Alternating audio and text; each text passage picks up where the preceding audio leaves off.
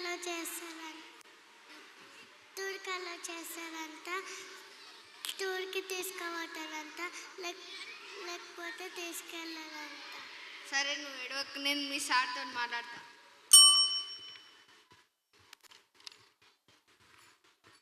రేపు మన స్కూల్కి ఒక జిల్లా కలెక్టర్ రాబోతున్నాడు. అన్నీ నీట్గా ప్రాపర్గా అరేంజ్ చేసుకోండి.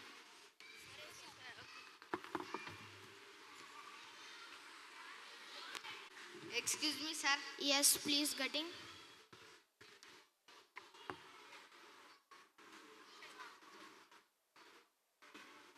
సార్ మనల్ని టూర్ ఫీజు కట్టడానికి వచ్చినాం సార్. ఎంత సార్? సార్ 1000 రూపీస్ తీసుకోండి సార్. Okay sir.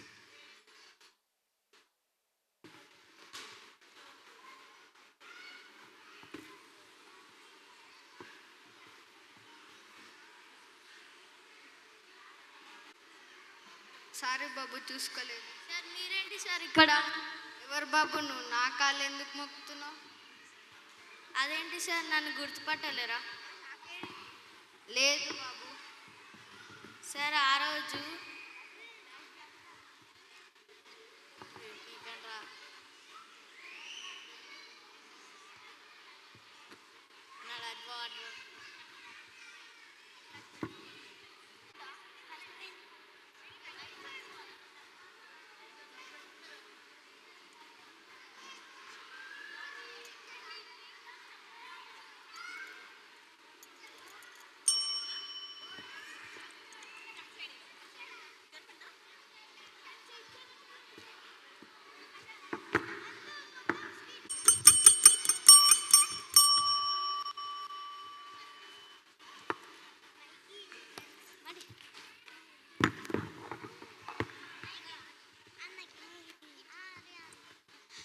అమ్మో, నా వాచ్ ఎవరో దొంగలించారు.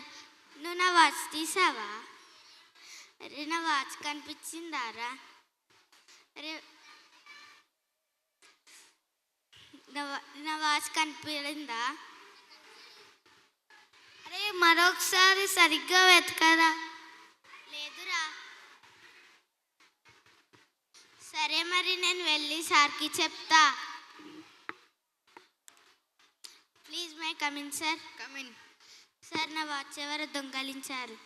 పద నేను మీ క్లాస్ చెకింగ్ చేస్తాను. ఎవర్రా కృతిని వాచ్ తీసింది? నిజం చెప్పండి. అయితే లేచి నిలబడని లైన్లో.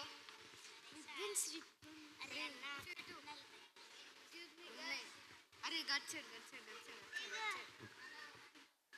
పట్టుకో పట్టుకో, కింద పట్టుకో. అరే అమ్మ, క్లోజ్ యువర్ ఐస్.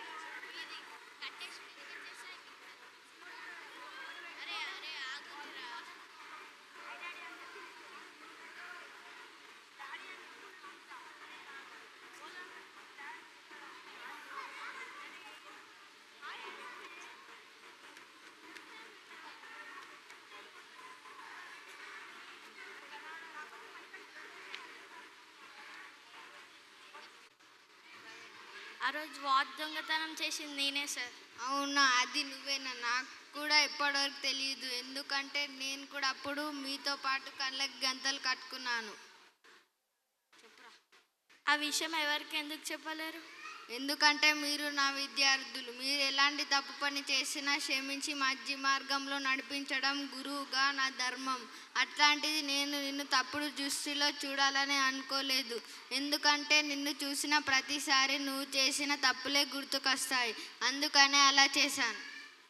మీకు చాలా రుణపడి ఉంటాను సార్. మీ వల్ల ఈ స్థాయికి ఎదిగాను. Thank you.